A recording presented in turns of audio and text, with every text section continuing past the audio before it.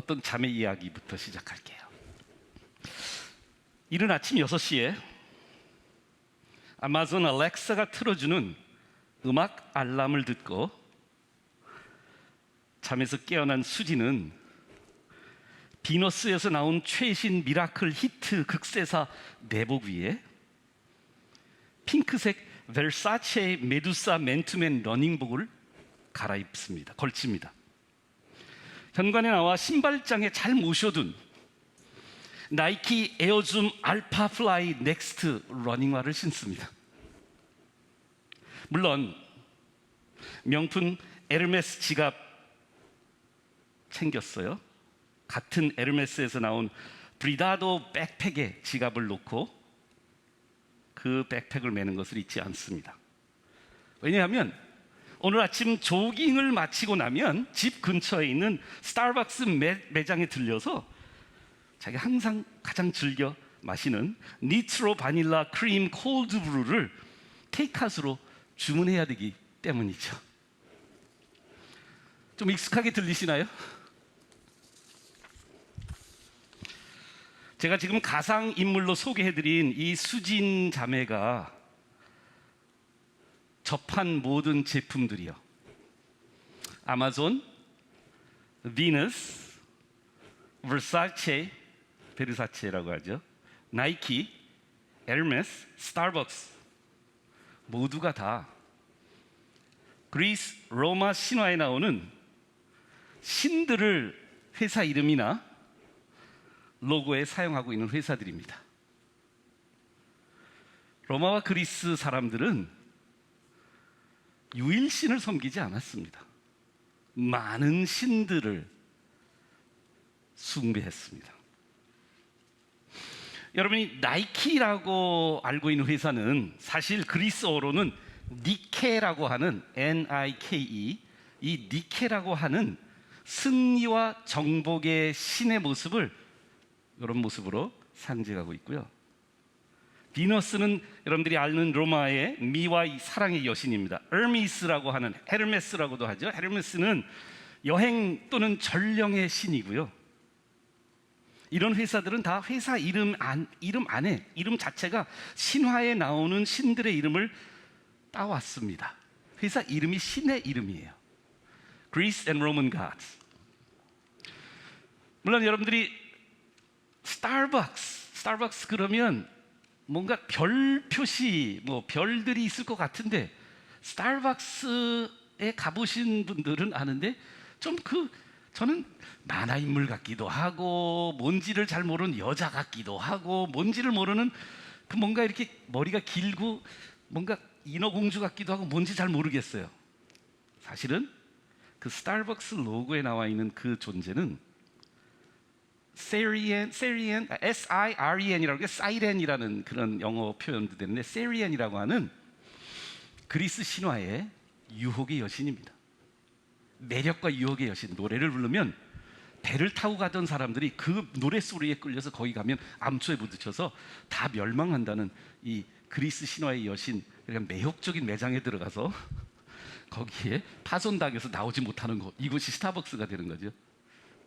예, 많이 파손당했을 거예요. 거기에 쏟아놓은 돈만 봐도 집이 파산될 만큼 많이 쓴 경우도 있으니까요.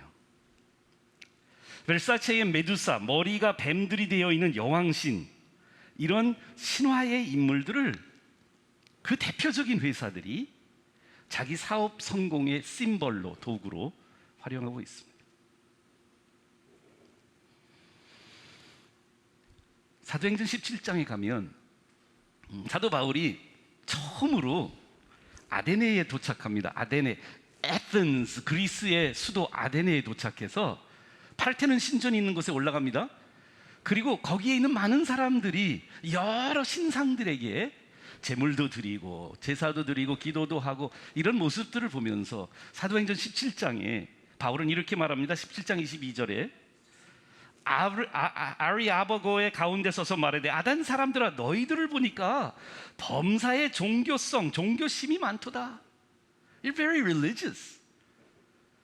되게 신앙심이 있어. 내가 두루 다니며 너희가 위하는 것들을 보면서, 너희들이 숭배하는 이 많은 것들을 보면서 뭐까지 있었냐면, 아르메티스도 있고 뭐 제우스도 있고 다 뭐 너무 신들이 많은데, 심지어는 너무 많아가지고 무슨 신까지 만들었냐면, 그 보다가 알지 못하는 신에게라고 새긴 단도 보았으니 너희가 알지 못하고 위하는 그것을 내가 너희에게 알리리라.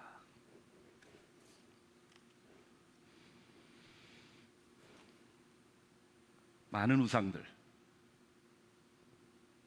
그리스 로마 시대, 예수님과 바울 시대에만 있었던 일이 아니고요, 그거보다 더 멀리 우리가 지금 계속해서 매주마다 보게 되는 우리 다니엘 바벨론 시대에 우상에게 절하는 그 신상의 시대가 다니엘 시대나 바울의 시대에만 존재한 게 아니라, 그 바벨론 문화는 물론 로마 시대와 그리스 문화 속에서 또 물론이지만, 심지어 최첨단 과학과 문명의 이기에 발달하는 2021년도에 살아가는 우리들에게도 이름은 다르지만, 그리고 신들이라고 잘 지명하지는 않지만, 우리 주변에도 수많은 우상들이 깔려 있지 않습니까?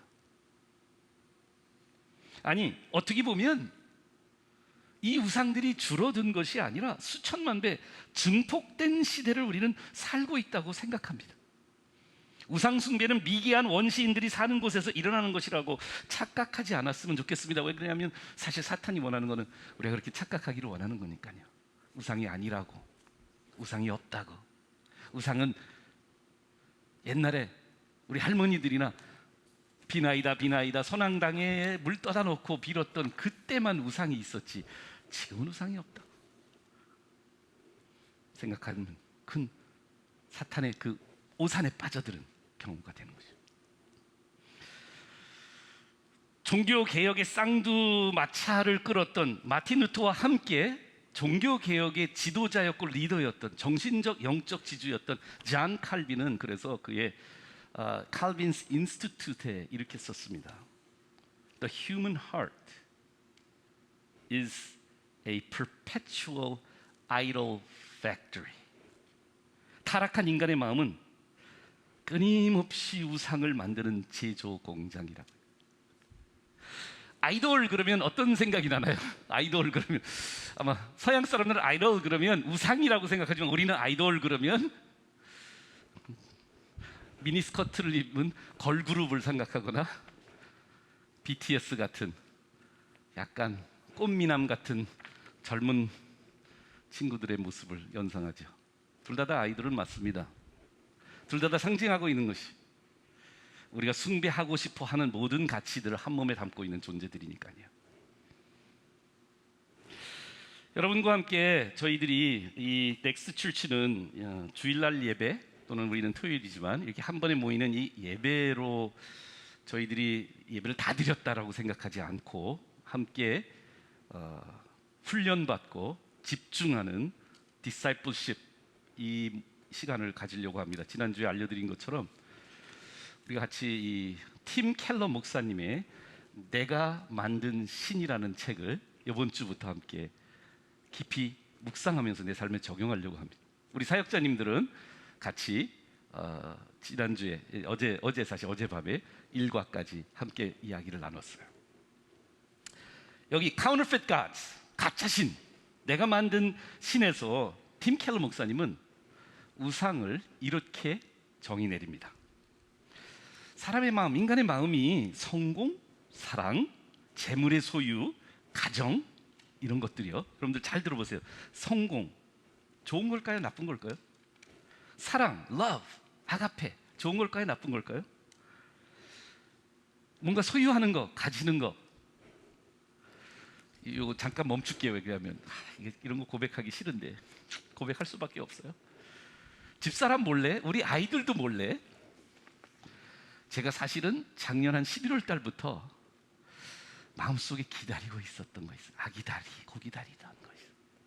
그게 뭐냐면, 제가 이렇게 앱에서 보고 있는, 제가 뉴스 앱도 보고 여러 가지 있는데 그 중에 하나가 그 테크놀로지, 그러니까 최신 나오게 될, 앞으로 나오게 될 제품들, 그걸 보고 있는데 저는 삼성맨이거든요. 우리 가족에 유일하게 핍박받으면서 다 애플의 문화 속에서 삼성을 고집하고 있는 유일한 삼성맨인데, 왜냐면 저는 삼성의 본고장에 살고 있거든요. 여기서 어떻게 제가 애플을 들고 삽니까? 삼성 폰을 들어야지. 근데 제가 삼성 폰을 고집했는데 유일하게 이 삼성에서 그동안에 한 가지가 애플한테 밀린 게 있었어요. 그게 뭐냐면 에어팟, 이건 뭐라 그러죠? 무선 와이어리스 이어폰이었어요. 근데 삼성에서 처음에 버즈 라이브라고 하는 이 땅콩같이 생긴 걸 만들었다가 올해 1월 말에 애플을 능가하는 삼성 버즈 프로라는 거를 출시하는 것이었어요. 저는 기다렸어요. 3달을 기다렸어요. 근데 아무도 몰랐어요. 왜 그러냐면 제가 알거든요. 저는 이어폰 그러면 너무 약해가지고 제가 숭배하는 우상 중에 가장 대표적인 우상 중에 하나가 이어폰이에요. 우리 집에는 계속 이어폰을 사요. 그리고 제가 몇 년 전에 원천교회 설교하다 금요일 때 제가 이어폰이 너무 많아가지고 제 이어폰을 이제는 다 이렇게 방출하겠습니다 그랬더니 그냥 1시간 이내에 다 사람들이 몰려온 거, 제 이어폰 가져가겠다고. 근데 또 사고 싶었던 거예요. 근데 산다고 말을 못하고 그게 나오고 나서 몰래 제가 택배로 주문을 했습니다. 저에게는 좋은 이유가 있어요. 저는 설교를 듣기 위해서 이어폰을 꼭 껴야 되고 좋은 이어폰을 듣는데, 이 이어폰이 왜 좋으냐면 이 이어폰은요, 다른 이어폰이 가지고 있지 않은 아주 특별한 기능이 있어요. 그 기능이 뭐냐면, 제가 이어폰을 다 끼면 집사람이 되게 싫어하거든요. 왜냐하면 말하고 싶은데 이어폰 꽂고 있으니까, 맨날 이어폰 꽂고 있으니까 싫어해요. 같이 전 산책할 때도 이어폰 꽂거든요. 싫어해요 되게. 저 여자가 그런지 몰랐는데, 저는 왜냐면 설교 듣는 게 중요하니까 아내의 말보다 설교 듣고 싶어요. 아니에요, 그거는 자꾸 이야기가 3000% 빠지는데, 이 이어폰은 뭐가 있냐면 제가 말을 하면요 소리를 자동으로 10초 동안 줄여요. 다른 사람의 이야기를 들을 수 있게 스피커를 켜요. 그래서 더 증폭해서 주변 이야기를 들을 수가 있어요. 이런 기능이 있어요. 제가 말만 하면. 그래서 스타벅스에 들어가서, 아까 말했던 스타벅스에 들어가서 제가 좋아하는 그 바닐라 뭐죠? 아까 뭐였지? 잊어버렸다. 아니야. 그거를 주문할 때 딱 소리를 딱 줄여줘요. 그리고 저쪽에서 얘기하면 제가 또 반응하면 계속 이야기를 할 수가 있어요. 이런 특별한 기능을 가지고 있는 삼성 이어폰. 이거 나쁜 걸까요? 좋은 걸까요? 좋은 거예요. 저에겐 매우 필요한 거고요. 충분히 저에게는 가치를 뽑아낼 수 있는, 왜 그러냐면 제가 맨날 설교를 듣고 찬양을 듣잖아요. 이게 얼마나 거룩한 거예요. 거룩한 도구, 이어폰. 근데 이 좋은 것이 켈러 목사님의 책에 의하면 이 좋은 것들, the good things을 ultimate thing, 궁극적인 것으로 탈바꿈시키면, 이 좋은 것들을 신격화해서 우리 삶의 중심에 두게 되면 우리 마음은 아이돌 팩토리, 우상을 만드는 공장이 되는 거예요. 우상이란 무엇인가? 그의 책 22페이지에 이렇게 말합니다. 무엇이든 나에게, 당신에게 하나님보다 더 중요한 것, 이건 다 우상이다. 무엇이든 하나님보다 더 크게 당신의 마음과 생각을 차지하는 것. 여러분들, 이어폰이 저에게 우상이 된 이유가 왜 그런 줄 아세요? 저의 마음속에 그 나오기 전까지 이어폰은 저에게 하나님보다 더 컸어요. 하나님보다 더 중심이었어요. 제 마음속에 이어폰이 기대감을 주고 흥분감을 줬는데, 솔직히 말해서 하나님은 그 정도는 아니었어요. 하나님만 주실 수 있는 만족을 다른 데서 얻으려고 한다면 그것이 우상이라고요. 오늘 다니엘 3장을 한번 보고 싶어요. 오늘 왜 그러냐면 실제로 다니엘은 안 나옵니다. 근데 이 3장에 다니엘의 세 친구들 아시죠? 사드락, 메삭, 아벳니고, 이 세 친구들은 느부갓네살 왕이 만든 우상 앞에 절하게 됩니다. 3장 전체가 본문이지만 10절부터 제가 여러분들한테 좀 읽어드리면서 16, 17, 18절은 여러분들이 다 같이 읽었으면 좋겠거든요. 우리 다니엘 3장을 함께 읽었으면 좋겠습니다. 이 배경 이야기로 조금 말씀을 드리면, 이 2장에서 우리가 꿈 해몽으로 금신상의 모습을 보여줍니다. 하나님의 계시의 의도는 이방 왕인 이 느부갓네살 왕이 다니엘이 꿈 해몽을 해주는 그 계시를 통해서 회개하는 마음, 겸손한 마음을 가진 왕이 되기를 원했습니다. 그런데 이 느부갓네살 왕은 그러지 못했습니다. 자기의 교만, 자기 도취에 취해서 그 더 강력한 우상 제조 공장의 마음을 가지고 느부갓네살 왕은 엄청나게 큰 금신상, 전체가 다 금으로 만든, 꿈속에 나와 있던 신상은 머리만 금, 그 다음부터 목은 은, 머리면서 점점 내려가면서 진흙으로 약화돼가는 그 세상 정권들의 말로들을 보여주신 하나님의 계시를 그는 무시하고, 느부갓네살 왕은 영원한 왕이야, 권력의 왕, 최고의 왕이야, 금신상을 만들어 놓았습니다. 그리고 그 금신상 낙성식을 하게 되는 장면입니다. 10절부터 읽어드릴게요. 이 10절에는 갈대아 사람들이 와서 느부갓네살 왕에게 이렇게 말합니다. 왕이여, 왕의 명령을 내리사 모든 사람이 나팔과 피리와 수금과 사면금과 앙금과 생황과 및 모든 악기 소리를 듣거든 엎드려 금 신상에게 절할 것이라. 누구든지 엎드려 절하지 아니하는 자는 맹렬히 타는 풀무불 가운데 던져 넣음을 당하리라 하지 아니하셨나이까? 12절이요. 이제 몇 유다 사람 사드락, 메삭, 아벳니고는 왕이 세워 바벨론 지방을 다스리게 하신 자 이건을, 왕이 세워서 다스리게 한 자 이건을 왕이요, 이 사람들이 왕을 높이지 아니하며 왕의 신하들을 섬기지 아니하며 왕이 세우신 금 신상에게 절하지 아니하나이다. 느부갓네살 왕이 노하고 분하여 사드락과 메삭과 아벳니고를 끌고 오라 말하며 드디어 그 사람들을 왕의 앞으로 끌어온지라. 느부갓네살이 그들에게 물어 이르되 사드락, 메삭, 아벳니고야, 너희가 내 신을 섬기지 아니하며 내가 세운 금 신상에게 절하지 아니한다 하니 이게 사실이냐? 이제라도 너희가 준비하였다가 나팔과 피리와 수금과 사명과 양금과 생황과 모든 악기의 소리를 들을 때 내가 만든 신상 앞에 엎드려 절하면 좋거니와, 너희가 만일 절하지 아니하면 즉시 너희를 맹렬히 타는 풀무불 가운데 던져 넣을 것이니 능히 너희를 내 손에서 건질 신이 누구이겠느냐 하니. 다 같이 읽을까요? 세 구절을 우리 다 같이 읽었으면 좋겠습니다. 시작. 사드락과 메삭과 아벳니고가 왕에게 대답하여 이르되 느부갓네살이여, 우리가 이 일에 대하여 왕에게 대답할 필요가 없나이다. 왕이여, 우리가 섬기는 하나님이 계시다면 우리를 맹렬히 타는 풀무불 가운데서 능히 건져내시겠고 왕의 손에서도 건져내시리이다. 그렇게 하지 아니하실지라도 왕이여, 우리가 왕의 신들을 섬기지도 아니하고 왕이 세우신 금 신상에게 절하지도 아니할 줄을 아옵소서. 세 구절이 오늘 말씀의 클라이막스라고 생각합니다. 왕이여, 우리가 섬기는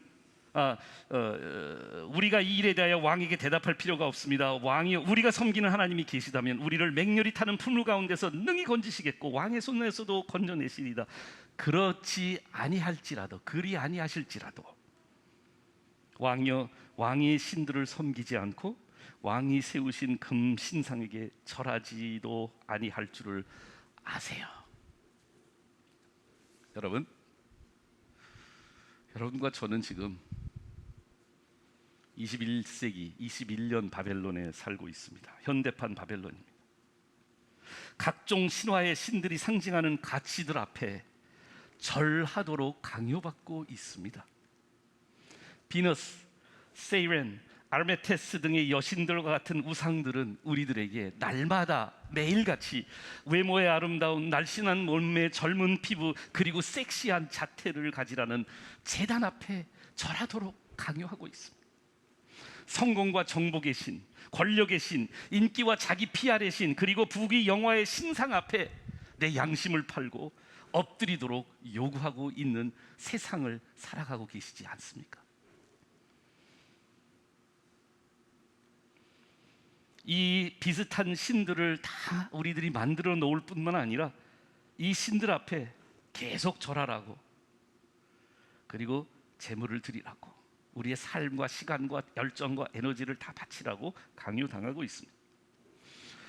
그런데 마치 바벨론에 끌려온 사드락과 메삭과 아벳느고가 똑같이 우리들만큼은 이 말씀을 마음판에 새기면서 자라나지 않았나요? 너는 나 외에 다른 신들을 내게 두지 말라. 너를 위하여 새긴 우상을 만들지 말고 위로 하늘에 있는 것, 아래로 땅에 있는 것, 땅 아래 물속에 있는 것, 그 모든 참 피조물들 중에 어떤 형상도 만들지 말고 그것들에게 절하지 말며 그것들을 섬기지 말라고요. 이스라엘 민족을 애굽에서 그 다신들, 우상들이 많았던 모든 신들을 숭배했던 애굽에서 400년 동안 찌들었던 문화 속에서 그들을 홍해를 건너서 광야로 끌고 나와 시내산 밑에 하나님이 그들을 모아놓으셨던 유일한 이유, 그 시내산에 올라가서 모세가 그 첫 번째 계명을 받아쓰고 있고 그 돌판에 새겨주고 계셨던 그 순간, 이 첫 번째 계명을 이스라엘 민족에게 하나님이 주시면서 택한 족속으로 만들어주셨던 그 상황. 물론 산 밑에서는 아직도 애굽의 문화 속에서 견딜 수 없어 그들은 금송아지의 우상을 만들었지만 말입니다, 그 계명이 샤드락과 메삭과 아벳니고의 마음판 속에 말씀으로 어렸을 때부터 양육되었고 그들의 삶 속에 그 말씀이 하나님 말씀을 믿든지 안 믿든지를 결정해야 하는 중요한 순간을 가지고 결정했던 사람들이었습니다. 유일신 여호와 하나님만 섬기고 다른 우상에게 절하지 말라는 첫 번째 계명이 가장 중요한 계명이라고 믿었던 그들과 똑같은 여호와 하나님을 섬기고 있는 우리들이 바벨론에서 느부갓네살 왕이 낙성식을 하며 우리들에게 강요합니다. 절하라고요. 세상의 모든 가치들을, 세상의 모든 우상들 앞에 똑같이 절하라고요. 이 세 친구들을 바라보면서 어느 말씀의 결론으로 가는데 두 가지를 보려고 합니다. 첫 번째 보려고 하는 것은 그들이 경험했던 압력을 한번 보고 싶어요. 여러분과 제가 지금 경험하고 있는 압력과 똑같기 때문에 한 세 가지로 그들이 경험했던 압력을 오늘 말씀 속에 찾아봅니다. 첫 번째, 타협의 압력이 있었어요. 생각해 보세요. 물론 노골적으로 나와 있지 않지만 그들이 지적당했던 이유가 있어요. 뭐냐면 포로로 잡혀갔던 유대인들은 요 세 명뿐이 아니었나요? 아닙니다. 수만 명이, 수천 명이 있었을 겁니다. 그런데 이 낙성식에 다른 유대인들, 다른 여호와 하나님을 섬기는 사람들은 이런 마음을 가지고 절했을 것 같습니다. 여기는 이스라엘이 아니잖아. 바벨론에 오면, 로마에 오면 로마인처럼 살아야 되잖아. 그리고 바벨론 왕 느부갓네살 왕은 권력자야. 절대 권력자고 이 나라의 법이야. 법을 지켜야 여기서 생존할 수 있지 않겠어? 뿐만 아니라 우리가 한 번 정도 거기 가서 그냥 낙성식에서 절하는 거는 그렇게 큰 문제는 아니잖아. 누구나 다 하고 있는 건데.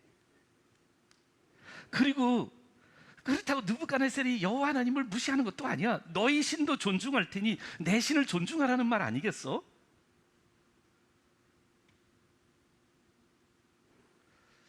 우리들이 6일 동안 살면서 끊임없이 타협의 압력 속에 살아갑니다. 그 방식대로 우상을 안 만든다고 할지라도 우상 앞에 가볍게 절하고 지나가는 것 정도는 괜찮지 않냐고요.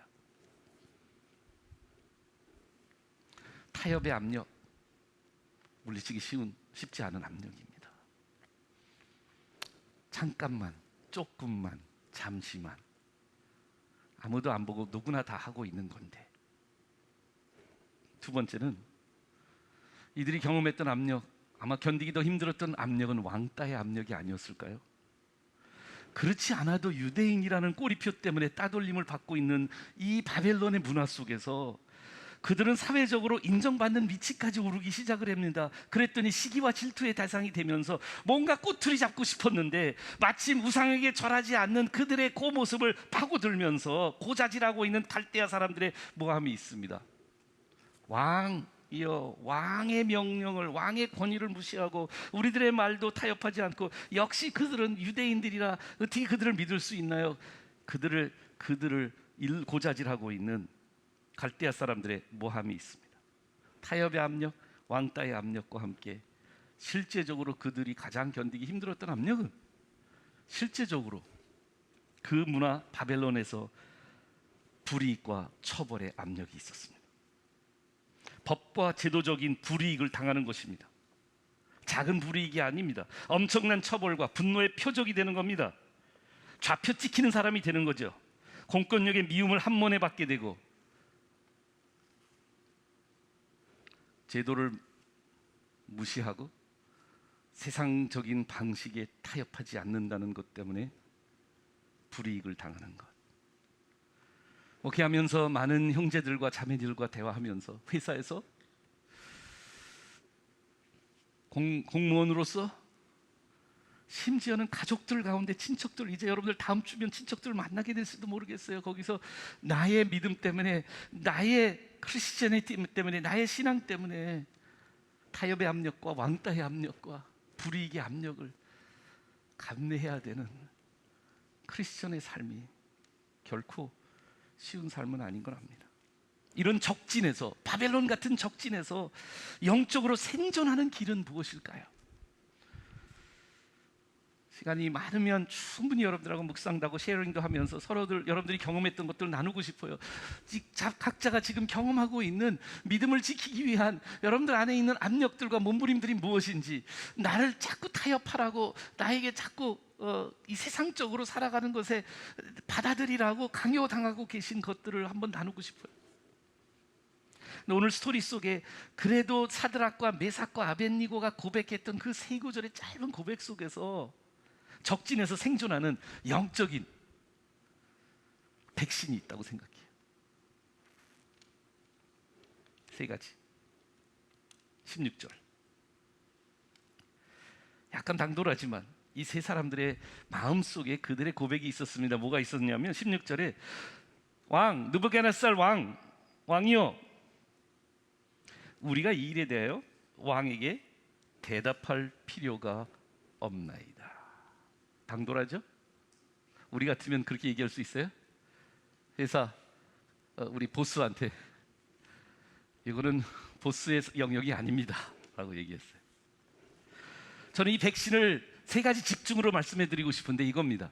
여러분들, 우리 안에 우상을 만들고 이 세상에 가지고 있는 많은 가치들 앞에 우리가 절하라고, 우리가 하나님이 좋게 주신 것들일 수도 있어요. 우리 자녀일 수도 있고 직장일 수도 있고 내가 맡게 되는 어떤 가치들일 수도 있고, 이런 우상들이 ultimate thing, 궁극적인 것으로 변질되는 과정 속에 살아가도록 자꾸 우리에게 강요당하고 있는 그 상황 속에서 우리가 회복해야 될 것은 뭐냐면, 저는 그것을 시선 집중이라고 생각합니다. 다 같이 따라할까요? 시선 집중. 우상 숭배를 저항하는 중심은 이것입니다. Who do I have to answer to? Who do I have to reply to? 내가 누구에게 대답하는가를 회복하는 것입니다. 경배만큼은 왕에게 대답할 것이 아니에요. 마음을 뺏기는 것만큼은 한 분한테만 대답하시면 됩니다. 시선이란 찬양이 있죠. 우리의 시선을 집중하면 그 장소가 예배 장소가 되는 것입니다. 내 경배의 중심은 하나님이시고요, 그 중심을 회복하는 것은 적진에서 생존할 수 있는 첫 번째 길인 것입니다. 넥스트 공동체는 이것을 회복하려고 모이게 되고 새롭게 시작된 교회입니다. 본질의 회복입니다. 하나님 중심입니다. 단순한 초점의 회복입니다. 베드로가 물 위를 걸었습니다. 다른 제자들은 막 두려워서 막 죽고 예수님을 유령처럼 생각하고 있던 그 순간에 베드로가 배에서 나와서 물 위에서 물을 걸었던 유일한 사람이 되었었던 이유는 어디 있었을까요? 그의 눈이 예수님에게 집중되었기 때문이었습니다. 문제를 보지 않았습니다. 풍랑을 보지 않았습니다. 바람을 보지 않았습니다. 베드로는 예수님을 보았습니다. 예수님께 눈을 띄지 않는 한 그는 그 풍랑 속에서 예수님과 같이 될 수 있었습니다. 그의 눈이 문제에 봉착하기 시작할 때, 자기의 필요에 집중하기 시작할 때, 우리들의 문제에 포커스하고 우리들의 필요와 아픔에 집착하고 내 마음의 갈망에 꽂히기 시작할 때, 우리는 우상에게 절하는 압력과 타협하게 되는 것입니다. 하나님께 시선을 집중하는 것. 왕이요, 죄송하지만 이 일에 대해서만큼은 왕에게 대답할 필요가 없습니다. 오늘 우리에게 그런 담대함을 하나님께서 주시기를 바랍니다. 내 마음만큼은 하나님 한 분께 드린다는 거예요. 나의 시선을 하나님께 집중하는 삶을 회복하는 거예요. 예배는 그것 아닐까요? 포커스를 맞추는 거예요. 마치 카메라 그 고급 카메라의 롱줌 렌즈로 그 물체를 가까이 집중하도록 렌즈를 조종해서 거기에 포커스 하듯이 우리의 삶 속에서 우상에게 타협하고 싶은 압력이 막 물밀듯 밀려올 때 나의 시선을 그분께 집중하는 것입니다. I don't need to answer to you about this. 하나님, 나 왕이요. 이거는 왕에게 대답할 일이 아니라 오직 하나님 한 분에게만 나의 마음을 집중하겠습니다. 두 번째, 17절, 18절에 나오는 말이죠. 왕이 말합니다. 내 손에서 너희를, 내 신상, 내가 만든 신, 내가 만든 거 우상인 거 알아. 내가 만든 신에서부터 너희를 보호해 줄 수 있는 신이 있어? 라는 question mark. Can your God do that? 네 하나님이 그거 할 수 있냐고. 네가 믿는 하나님이, 야, 주먹을 믿어야지. 야, 승진을 믿어야지. 야, 여기에서는 기도 이런 거 다 필요 없는 거야. 암 걸리면 의사 말 들어야지. 세 친구들과 고백의 삶 속에서 그들이 두 번째로 집중한 것이 있었습니다. 그들의 trust, 그들의 faith, 그들의 믿음을 어디다가 올릴 것인가 집중한 것입니다. 그들은 다른 것이 아니라 하나님의 주권을 온전히 믿고 제대로 믿고 회복하는 것에 자기의 마음을 모았습니다. 아까 우리 파울 목사님이 서두에 우리 콜트 월십에 잘 소개해 주셨는데요. Even if not, 그리 아니하실지라도. 여러분들, 하나님의 주권은 두 가지가 있습니다. 양면성이 있습니다. 첫 번째 주권은 뭐냐면 하나님 풀무불에서 그리고 왕의 손에서 건질 수 있는 능력이 하나님인 걸 믿는 겁니다. 여러분은 그런 하나님이 여호와 하나님이라고 믿으세요? 하나님은 절대적인 주권자라고 고백하셨잖아요. 오늘도 만물 위에 다스리는 자라고 우리가 입술로 고백했습니다. 그것을 정말 신뢰할 수 있냐고요. 우리의 신뢰가 집중될 수 있나요? 마치 돋보기로 모든 것을 초점을 맞추면 까만 종이를 태울 수 있는 것처럼 우리의 믿음의 신뢰, 우리의 신뢰의 모든 것을 하나님 앞에 조명으로 맞추면 I trust you, God, because you are the God of the universe. 만왕의 왕이요 만주의 주가 되신 하나님의 능력을 나는 정말 신뢰합니까? 암의 문제도 해결할 수 있고, 불임의 문제도 해결할 수 있고, 직장 취업의 문제도 해결할 수 있고, 배우자의 문제도 해결할 수 있고, 돈의 문제도 해결할 수 있고, 생사의 화복의 모든 문제를 할 수 있는 하나님 나 정말 신뢰합니다라고 고백할 수 있으시냐고요. 근데 그 주권을 믿는다는 건 두 가지를 믿는 거예요. 하나, My God is all powerful. Yes, 모든 것을 다 하실 수 있는 분이에요. 근데 두 번째, 하나님 마음대로 하실 수 있는 거예요. 그래서 그렇게 하실 수 있지만 그리 하시지 아니할지라도, if only의 믿음이 아니라 even if not, 그리 아니하실지라도 그것도 하나님이시기 때문에 나의 신뢰를 그렇게 그분에게 집중하겠습니다.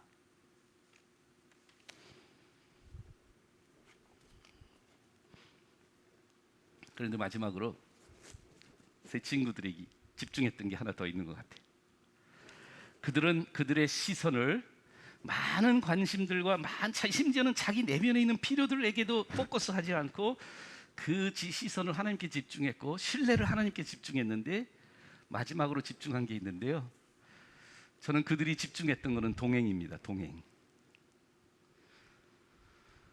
이 이야기를 읽다 보니까 대명사 있죠. 그러니까 이 personal pronoun이라고 있어요. 영어로 1인칭, 2인칭, 3인칭 대명사가 있는데 느부갓네살 왕이 썼던 거는 1인칭 대명사였어요. 내가 만든 신, 내 신상, 내 손에서 너희를 건질 수 있는 사람이냐. My, me, mine이라는 단어를 계속 느부갓네살은 강조합니다. 이 세상은 우리를 그렇게 강조하죠. 우상을 만드는 이유가 어디 있냐면 그 우상, 내가 우상을 만들고 내가 만든 신의 그 앞에 단어가 뭐예요? 내가 만든 신이에요. 우상은 나를 중심으로 하는 포커스예요.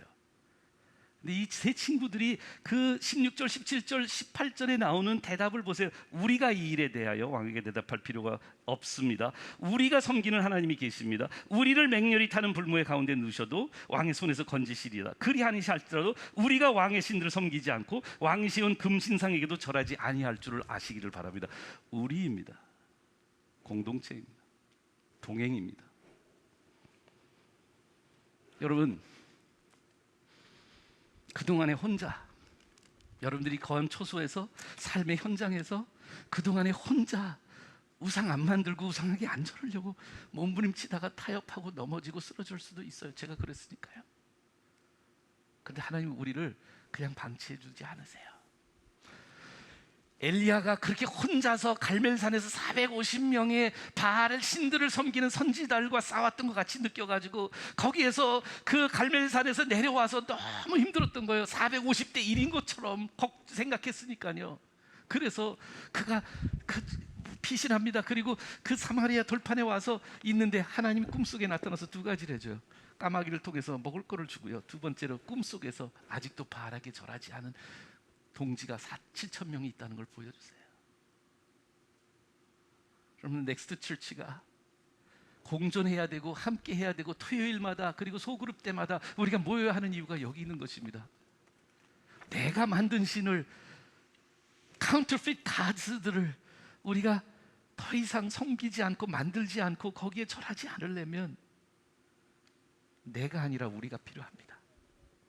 사드락과 메삭과 아벳니고가 묶여서 풀무에 던져집니다. 그들은 셋이서 절하지 않았습니다. 그들은 다니엘과 함께 1장부터 그들은 왕의 진미로 자기를 더럽히지 않겠다고 함께 마음을 모아서 같이 갔습니다. 함께 동행하는 동행에 집중합니다. 그런데 그 놀라운 스토리에 결말이 나오지 않습니까? 느부갓네살 왕도 놀래요. 아니, 야야야야야, 이리 와. 야야야야, 풀무에 몇 명 넣었어? 몇 명? 아, 왕이요, 우리 3명 넣었습니다. 아니, 근데 저 왜 4명이야? 그리고 한 명은 말이야, 하나님의 아들처럼 보이는데. 두세 사람이 내 이름으로 모인 곳에 내가 그들과 함께 있느니라. 교회를 베드로가 고백했을 때 예수님이 같은 마태복음 말씀에 약속해 주신 것이에요. 두세 사람이 소그룹에서라도 너희가 함께 내 이름으로 모인 그곳에, 그리고 기도하는 그곳에, 너희들이 함께 예배하는 그곳에, 공동체가 되는 그곳에 나도 너희와 함께 있을 거야. 넥스트 교회는, 넥스트 공동체는 이것이 꿈입니다. 여러분들 혼자 크리스천으로, 혼자 10계명의 첫 번째 계명을 지키려고 몸부림치는 삶에서부터 이제는 함께 우리가 절하지 않는 동행에 집중할 수 있다면 볼지어다 세상 끝날까지 너희와 함께 있으리라는 예수님의 약속이 우리의 풀무불 속에서도 실현되지 않을까요? 절대로 풀무불에 안 들어가게 약속하지 않으시는 하나님이 우리에게 주신 약속은 여기 있습니다. 우상에게 절하지 않으면 불이익을 당할 수 있어. 우상에게 절하지 않으면 왕따 당할 수 있어. 우상에게 절하지 않으면 타협의 핍박 속에서 많은 희생을 감내해야 되는 풀무불이 너희 안에 임할 거야. 근데 내가 약속할게. 너와 동행할게.